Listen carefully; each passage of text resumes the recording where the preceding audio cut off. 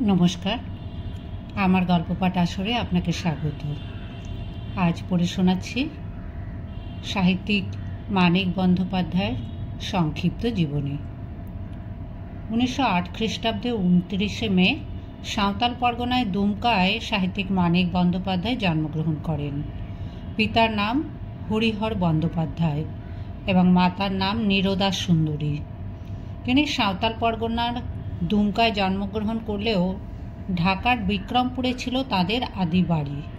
তাঁর পিতৃদত্ত নাম ছিল প্রবোধ কুমার, কিন্তু মানিক বন্দ্যোপাধ্যায় সাহিত্যক্ষেত্রে ছেলেবেলার ডাক নামেই পরিচিত লাভ করেছিলেন।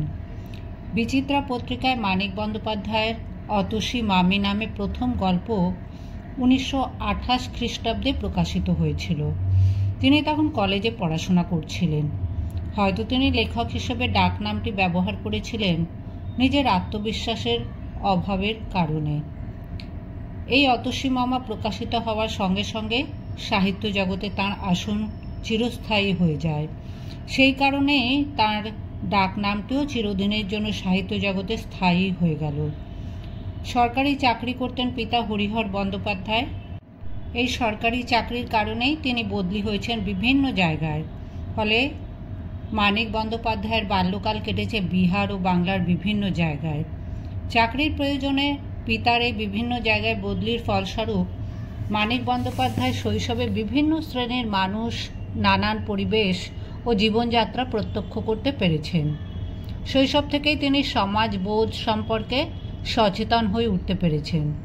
সেই সচেতনতাই পরবর্তী জীবনে তাঁর সাহিত্য জগতে বিস্তার লাভ করতে সক্ষম হয়েছে। প্রবেশিকা পরীক্ষায় উত্তীর্ণ হন মেদিনীপুর জেলা স্কুল থেকে। সেই সময় তিনি কিছুদিন মেদিনীপুরে দিদির কাছে ছিলেন। বাঁকুড়ার ওসেলিয়ান মিশন কলেজ থেকে আইএসসি পাস করেন 1928 খ্রিস্টাব্দে। তারপর কলকাতা প্রেসিডেন্সি কলেজে অঙ্কে অনার্স নিয়ে বিএসসি পড়বার জন্য ভর্তি হন। 21 বছর বয়সে মানিকের প্রথম উপন্যাস রচনা দিবারাত্রির কাব্য প্রকাশিত হয়। সাহিত্য চর্চাকে জীবিকার একমাত্র অবলম্বন করার সিদ্ধান্ত নিলেন। বিএসসি পরীক্ষার দেওয়া হলো না। মানিকের কলেজ জীবনের পরিসমাপ্তি ঘটল সাহিত্য জগতে খ্যাতির উজ্জ্বল আলোকে। সেই সময় কল্লোল যুগ চলছে বাংলা সাহিত্য ক্ষেত্রে। কল্লোল পত্রিকার লেখক গোষ্ঠীর সঙ্গে মানিক বন্দ্যোপাধ্যায় মিশে গেলেন। নিরন্তর সাহিত্য সাধনা শুরু হলো তাঁর। 1935 খ্রিস্টাব্দে মানিকের জননী উপন্যাস প্রকাশিত হয়।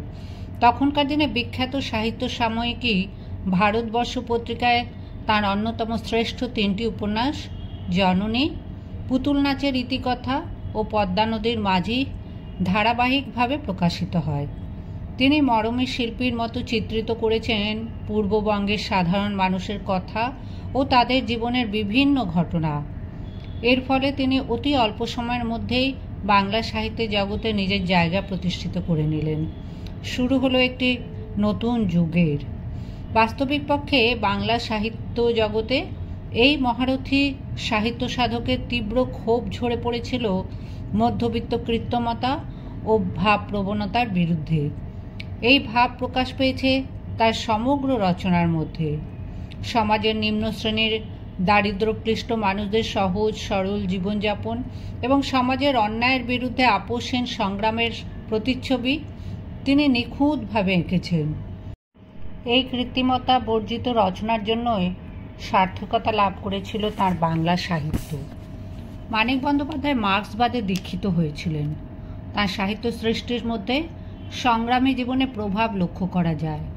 মধ্যবিত্ত সুলভ ভাবপ্রবণতার গণ্ডি থেকে তাঁকে উত্তরণের পথ নির্দেশ করেছিল মার্ক্সবাদ। তিনি রচনা করেছেন বহু গল্প ও কবিতা এবং উপন্যাস রচনা করেছেন 50টিরও বেশি। কয়েকটি উল্লেখযোগ্য উপন্যাস হল পুতুল নাচের ইতিকথা, পদ্মা নদীর মাঝি, প্রাণেশ্বরের উপাখ্যান, শহরতলী, অমৃতস্য পুত্রাহা প্রভৃতি। তিনি জীবনে ভালো চাকরি করার সুযোগ পেয়েছিলেন, কিন্তু সাহিত্য সৃষ্টির প্রেরণায় সেই সুযোগ তিনি অবহেলায় প্রত্যাখ্যান করেছেন।